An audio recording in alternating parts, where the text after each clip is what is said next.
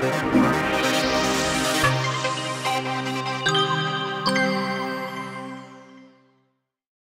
je vais vous présenter les résultats d'évaluation au champ des produits biostimulants qu'on a pu tester, donc une synthèse pluriannuelle 2022-2023, et on va se focaliser sur le cas du Bluen et du Besta, donc en grains et en fourrage. Voilà. Donc, on a catégorisé, donc le Bluen est catégorisé voilà, dans la famille des micro-organismes en ce qui concerne les biostimulants. Donc, on est sur une bactérie qui a pour intérêt de fixer l'azote pour le rendre disponible à la plante, donc plutôt sur une catégorie azote. Et puis le Besta dans la catégorie des composés organiques. Et là, on est sur quelque chose plutôt contre la résistance au stress hydrique. Donc, je vous propose de commencer déjà par le Bluen. Et voilà. Mais en ce qui concerne les autres catégories de biostimulants, on n'a pas forcément de choses à communiquer pour le moment à ces sujets-là. Voilà. Hop. Donc, le Bluen, les résultats pluriannuels 2022-2023 aussi en multi-sites. Et donc, je vous propose de faire le tour déjà du produit, de vous le présenter un peu plus précisément. Donc, le Bluen, aussi appelé Utrisha N ou Presto N, hein, qui est utilisable en agriculture biologique. C'est un produit donc, qui est fabriqué et commercialisé par Corteva. Ce produit, donc, le principe actif, comme je vous le disais, c'est une bactérie endophyte qui cherche à donc, fixer l'azote pour le rendre disponible à la plante. Vous voyez ici la composition donc, qui n'est pas précisée plus que ça. On n'a pas forcément le pourcentage, mais donc c'est bien le principe actif, c'est bien la bactérie. Et ça se présente sous forme donc, de poudre, hein. C'est une forme solide, donc appliquée le matin, en conditions poussantes avec une température inférieure à 25 degrés, une bonne hygrométrie. Donc ça, ce sont les conseils directement disponibles sur l'étiquette produit. Donc c'est ce qu'on s'est évertué à faire dans nos essais, justement, pour bien respecter les conditions d'application. On est avec un délai sans pluie de 2 heures, et puis de façon préférable, une absence de stress hydrique dans les 7 jours qui suivent l'application. Le mode d'action communiqué donc, par la firme, c'est bien la pénétration dans la plante par les feuilles de cette bactérie, donc pour transformer l'azote de l'air, donc le diazote, le N2, pour le rendre disponible à la plante et pour le métaboliser en acides aminés tout le long du cycle de croissance de la culture. Et donc, les effets attendus, toujours indiqués et communiqués par Corteva, c'est fournir de façon naturelle et continue l'azote à la plante. En ce qui concerne le maïs, on est jusqu'à 45 kg d'azote par hectare. Et voilà, une diminution de l'énergie requise pour la plante et une solution durable et respectueuse de l'environnement. Donc, je vous propose de passer maintenant à la présentation du protocole qu'on a pu mettre en place. Donc, un protocole qui a été identique, que ce soit en grain ou en fourrage. La forme d'azote, cependant, a changé. Donc, on a appliqué de l'ammonitrate en ce qui concerne la culture de fourrage et de l'urée pour le maïs grain. Donc, on voit qu'on a un témoin, donc une modalité témoin avec aucun apport d'azote, une modalité à dose X avec donc de 2 à 3 apports d'azote, donc du semis à 10 feuilles. Le fourrage, on s'est arrêté au stade de 6-8 feuilles. Et après, des modalités faisant varier cette dose X. Et puis, on a comparé justement la dose X avec un apport de Bluen au stade 6-8 feuilles et une dose X-40 avec un apport de Bluen au stade 6-8 feuilles, dans l'objectif justement de voir si on peut atteindre ces 45 kg d'azote par hectare indiqués sur le produit. Donc, je vous propose de commencer déjà par la synthèse des maïs grains. Donc, on est sur 2 années d'essais, sur 5 essais en tout. Donc, en 2022, on avait 2 sites, Aubigny-sur-Ner et Odon. Et en 2023, on a 3 sites. On retrouve les 2 sites de 2022. Nous sommes toujours en précédent maïs grain et avec différentes stratégies d'irrigation et des dates de semis qui correspondent aux préconisations régionales. Donc, en ce qui concerne l'effet sur le rendement du Bluen en maïs grain, vous voyez ici sur le graphique à gauche, en ordonnée, donc c'est le rendement Bluen, et en bas, en abscisse le rendement non traité, ce qui signifie que sur cette bissectrice qui est au milieu du graphique, chaque fois que vous avez des points verts qui sont au-dessus de la bissectrice, c'est plutôt en faveur de la modalité avec BlueN, et en dessous, c'est plutôt en faveur d'une modalité sans BlueN. Et donc on voit ici la phrase en haut du graphique, c'est donc que en comparant BlueN et témoin non traité, on a moins 0,6 quintaux par hectare. Donc en fait, on a de façon non significative, on n'a pas de différence entre une modalité avec apport de BlueN et une modalité sans apport de BlueN. Et si on va creuser un petit peu plus précisément, c'est le graphique que vous voyez à droite. Alors c'est un petit peu contre-intuitif parce que le BlueN est en orange et l'urée est en bleu. Mais en fait, on s'aperçoit qu'il n'y a pas de différence significative, que ce soit avec une dose X ou avec une dose X moins 40. Donc, le BlueN et l'urée, enfin, une modalité urée et une modalité urée avec apport de BlueN, n'apportent aucune différence en ce qui concerne le rendement, et ce, donc sur nos 5 sites en pluriannuel. En ce qui concerne les essais fourrage, donc on a une année en 2023 sur 3 lieux d'essai, donc Plouermel en Bretagne, la Chapelle-Saint-Sauveur, donc la station de la Jaillère en Pays de la Loire, et puis Villers-Saint-Christophe dans l'Aisne. Donc là, on est aussi avec différentes stratégies d'irrigation parfois, et puis des dates de semis, voilà, qui correspondent aussi là aux préconisations régionales et puis aux capacités de semis de l'année dernière. Et donc, je vous propose de voir de façon un peu plus précise les différents indicateurs qu'on a pu étudier. Hop. Donc, en ce qui concerne le rendement en maïs en 2023 pour nos 3 sites d'essai, on s'aperçoit qu'il y a une différence significative en faveur de la modalité du BlueN, donc une différence significative au seuil de 5%. Donc là, voilà, comme je vous expliquais tout à l'heure, hein, c'est le même raisonnement pour la lecture de ce graphique. La plupart des points rouges sont au-dessus de la bissectrice, et donc quand on fait une étude statistique, on s'aperçoit qu'on a donc une différence significative en faveur du rendement d'à peu près 1 tonne de matière sèche par hectare.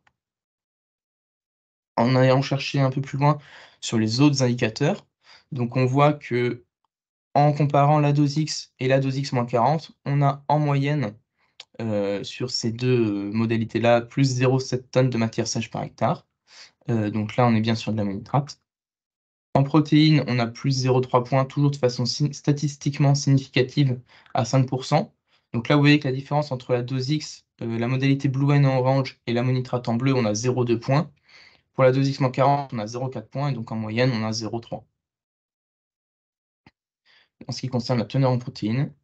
Pour la teneur en matière sèche, de même, on a une différence significative en faveur de la modalité avec apport de BlueN, que ce soit à dose X ou à dose X-40. Toujours voilà, pour une année en fourrage et sur nos 3 sites d'essai.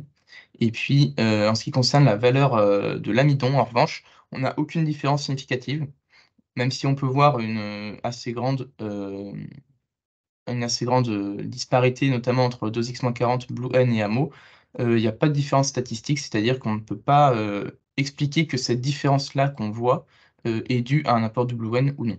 Donc statistiquement, il n'y a pas de différence entre apport de BlueN ou pas d'apport de BlueN en ce qui concerne l'amidon. Donc pour les synthèses, au sujet de ce biostimulant sur nos 2 années, donc on a eu des conditions d'application qui ont été un peu compliquées, particulièrement en fourrage, avec des applications, dans des conditions plutôt chaudes et suivies parfois de stress hydrique. Donc on a bien, nous pris en compte ces conditions climatiques-là, mais les bactéries se sont bien développées, sur les essais. Donc on a fait des tests pour voir il y avait eu un bon développement bactérien. Et donc, on peut en conclure que sur maïs grain en pluriannuel, on n'a pas d'effet significatif sur le rendement. Et comme maïs fourrage, en 2023, sur 3 essais, on a donc un effet sur le rendement, la teneur en matière sèche et la teneur en protéines. Et donc, ça nous incite à poursuivre justement les études en ce qui concerne le maïs fourrage, notamment voilà, pour être sûr qu'on n'était pas sur un effet site ou un effet année. Donc, pour pouvoir confirmer et conclure de façon plus précise et plus sereine sur ces résultats. Je vous propose de continuer sur le Besta avant de prendre vos questions. Donc les résultats du Besta 2022-2023, je vous présentais donc les essais, qu'on a conduits en maïs grain. Pour le coup, on a eu ici en termes statistiques, on avait des ETR donc qui étaient très corrects, qui étaient beaucoup plus, homogènes, en 2023 qu'en 2022. Donc on a été très précis statistiquement, sur cet essai-là et on a pu, pour le coup, appliquer, le BESTA dans des très bonnes conditions, au bon stade, donc à 9-10 feuilles et puis dans des très bonnes conditions, climatiques. Donc je vais revenir, rapidement sur le principe de fonctionnement, du BESTA. Donc on est bien sur un composé organique, hein, donc à base de phytostérol naturel et donc qui ont pour objectif, selon donc le fabricant, de, permettre un meilleur développement racinaire, du maïs et de jouer aussi au niveau des stomates pour, diminuer, le stress hydrique et avoir une meilleure valorisation, une meilleure photosynthèse. Donc là, je vous remets justement la fiche produit, donc qui le Vesta, donc il y a une AMM obtenue le 14 avril 2021. Toutes les indications, sur votre gauche donc sont issues justement de l'AMM dont vous trouvez le numéro, voilà, donc vous pouvez y accéder, sur internet. Donc ça a été classé dans le type de matière fertilisante et validé donc pour soja, maïs et puis, graines protéagineuses.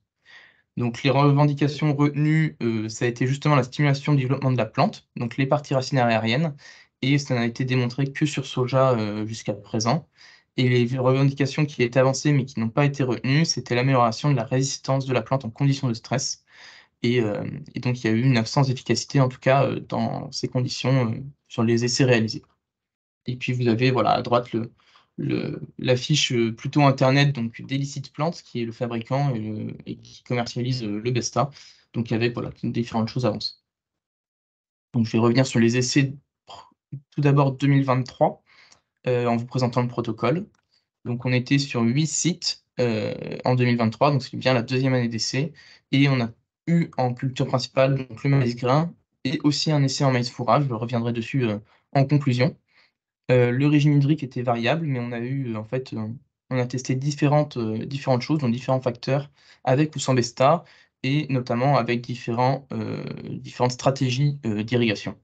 Donc vous voyez qu'on a présence de Besta avec ou sans, différents régimes hydriques, donc le pluvial, l'irrigation ne tolère, aucun stress, sur la plante et puis alors un volume limité à 150 millimètres et puis un volume, une stratégie d'irrigation avec arrêt précoce, donc dès qu'on a dépassé 150 millimètres, on arrête l'irrigation et puis sur des variétés de précocité de G1 à G3, donc de 150 à 330 en indice et donc on a mesuré le rendement, donc l'humidité, le PMG. On a regardé les dates de stade et puis sur certains sites, il y avait des suivis de stress hydrique, des suivis hydriques. Donc c'est voilà, là vous voyez la répartition des sites d'essai avec les différentes modalités. Donc on voit qu'on a beaucoup de variétés différentes. Les dates de semis, qui sont, étalées du sud, jusqu'au nord, donc qui sont bien, adaptées à la région. Et puis donc ça fait en tout 19 traitements pour 6 équipes et 8 sites en 2023. Donc les résultats d'essai, que je vous propose de découvrir, donc tout d'abord le rendement.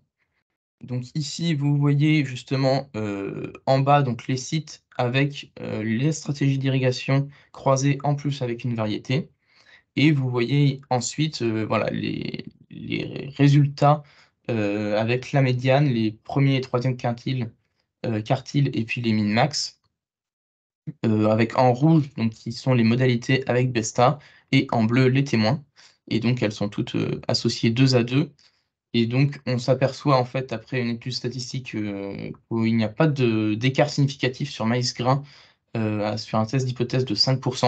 C'est-à-dire qu'en fait la variabilité, hem, qu'il peut y avoir hem, entre le Besta et le témoin est plus importante en fait, que les écarts éventuels. Enfin la variabilité qu'on trouve dans nos essais est plus importante que les écarts éventuels qu'il pourrait y avoir, entre Besta et témoin. Donc là encore, c'est trop flou, en fait, statistiquement pour qu'on puisse, voir une différence, notoire entre le Basta et le témoin et pourtant on a eu des essais, très précis, en 2023 et de même, on a regardé s'il y avait une influence de la variété ou du régime hydrique, donc notamment en pluvial ou en irrigué et il y a pas de différence significative sur ces critères-là, entre Besta ou, témoin.